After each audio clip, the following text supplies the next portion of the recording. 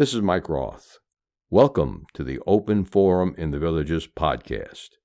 In this show, we're going to talk to leaders in the community, leaders of clubs, and interesting folks who live here in the villages to give a perspective of what's happening here in the villages and information that I think all villagers should have. We hope to add a new episode every Friday morning at 9 o'clock. I'm back with Jack O'Brien, and we're talking about his book, which is The Roundabout Way. The roundabouts are extremely common here in the villages. In fact, some people even complain about them, but I kind of love them because there are very few traffic lights as opposed to operating on city streets. And for moderate to light traffic, they're far more efficient in getting you from point A to point B than traffic lights, where I grew up especially. Some of the stories in your book, did you put verifiable facts into your stories? Yes, I did. In some cases, the facts are there to make the fictional part more believable, to frame it. I have a story, for example, one of my favorite stories is about a guy named Tedious Jones. And Tedious is probably the world's best jazz pianist ever, and he lives in the villages. And by the way, none of this is true. And he grew up in a place called Royal, which is true, and is very close to the villages. And Royal was a settlement of ex-slaves who were given their land, 40 acres and a mule, by General Sherman after he raised Atlanta and came down here to Florida. Mm-hmm. So I was able to mix in this story about Tedious Jones's heritage. And in fact, his mother meets a famous person, let's say. And meeting this famous person changes her life, and she passes that legacy on to him. So he turns out to be a very successful jazz pianist, very talented man, and he has a nice family here. And this tells the story about him and his love of music and love of family. So by surrounding my tale with real stories and real facts, things that really happened, it, I think, adds a dimension to the story. How many different stories are there in the book? It looks like it's got about 250 or 300 pages. Yeah, it's almost 300 pages. There are about 24 stories. The initial story explains the title, The Roundabout Way, so it's in there more as a foreword to the book. Mm-hmm. But The Roundabout Way has a double meaning. As you point out, it's iconic in the villages. The roundabout is everywhere. And the other point is that as we age, sometimes it's difficult to explain the things that we experience. So in a way, I wanted my book to be all the things you don't know how to tell your kids about getting older. And, that could be a wide variety of stuff. And sometimes you have to say it in a roundabout way. Mm-hmm. So that was the source of the title. Mm-hmm. Your experience in radio, were you on the air DJ?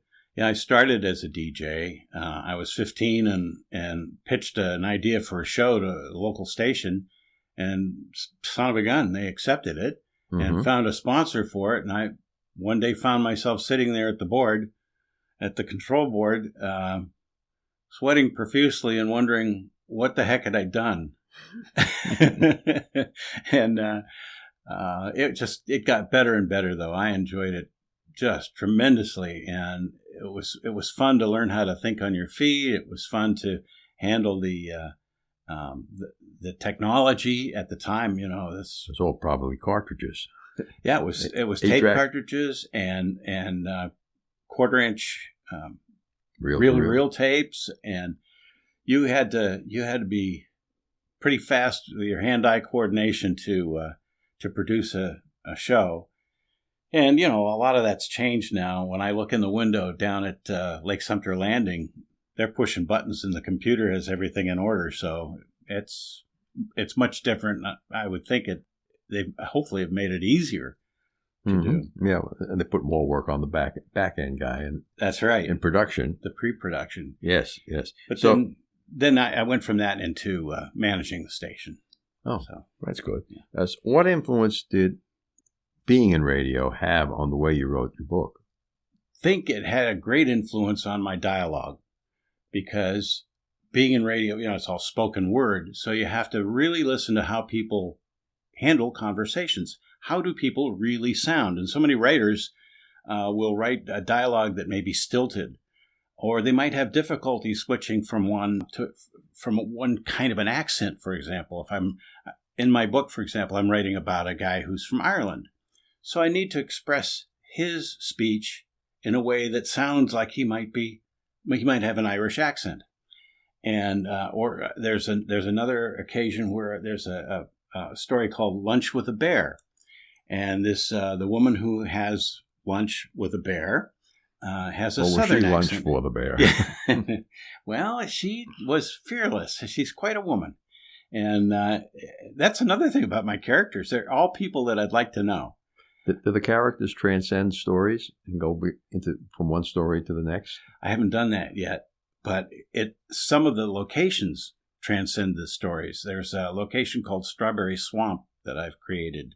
I was kind of laughing at one point about all the crazy names that they're using in their naming convention for the villages. The village of Chitty Chatty, for example. Yes, I met someone last night from Chitty Chatty. Yeah, and it's a very nice village. I mean, yeah, it's one of the few that only has one entrance and exit. Yeah, it's very unusual. And if you get to the end of it, you think to yourself, I just have to go back the way I came in. I can't see any other way out.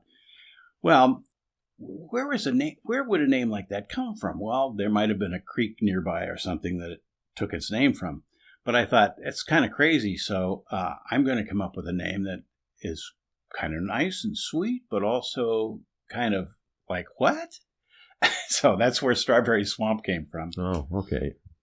This neighborhood on the maps is called Bamboo. Bamboo. Mm-hmm. Well, that's an invasive plant, so...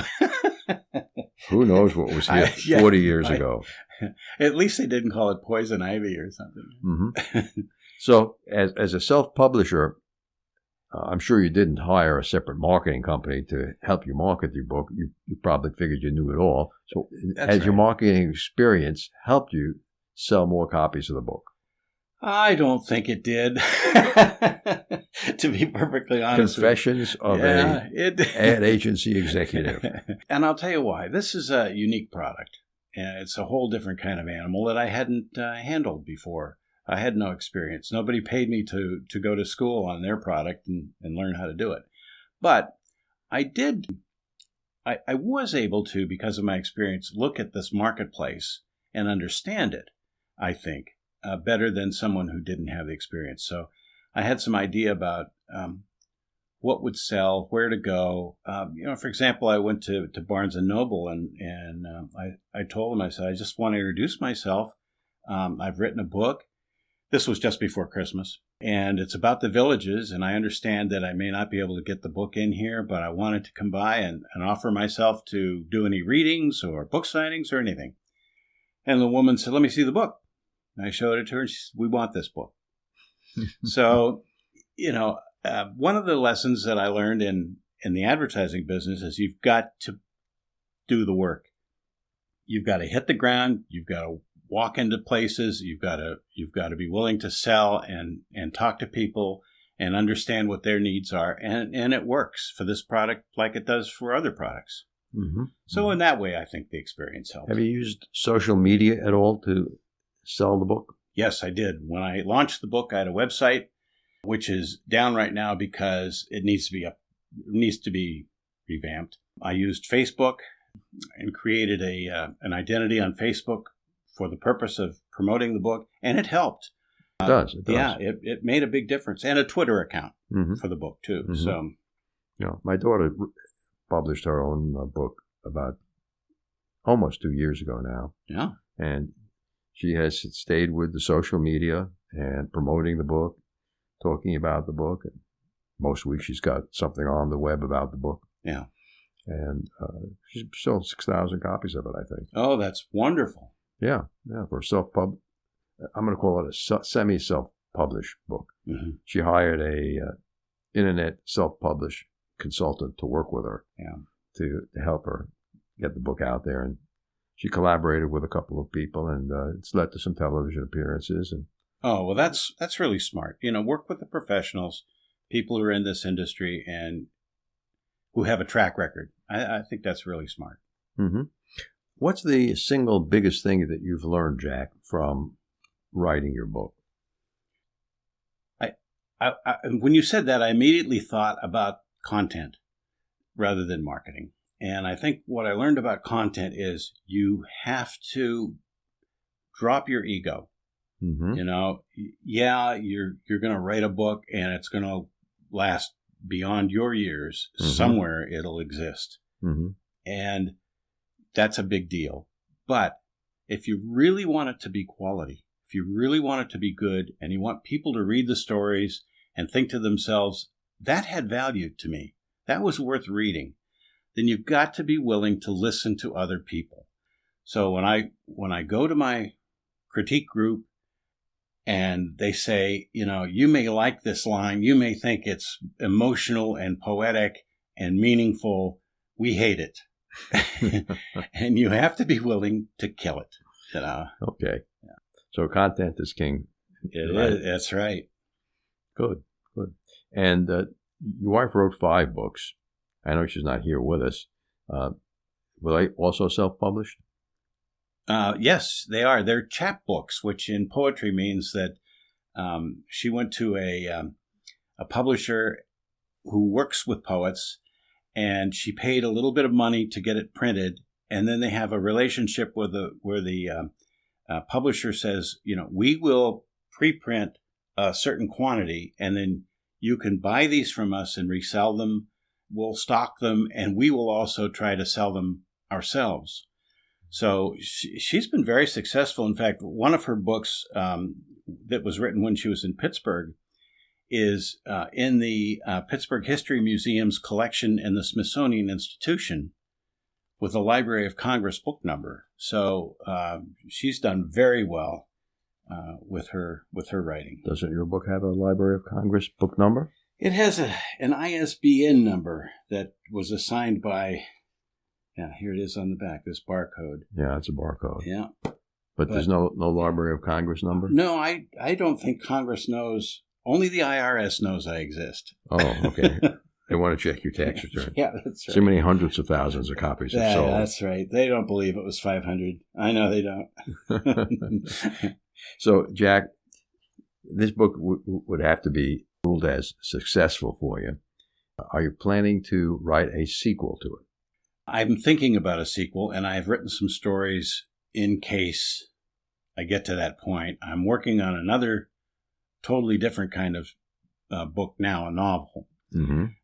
But I'm partial to these stories, and as time goes on and I get some additional ideas, I'm collecting them and writing them up and presenting them to the critique group. So, yeah, I may very well do that. Good. Yeah. Thanks for being with us, Jack. I enjoyed it very much. Thank you, Mike. Good.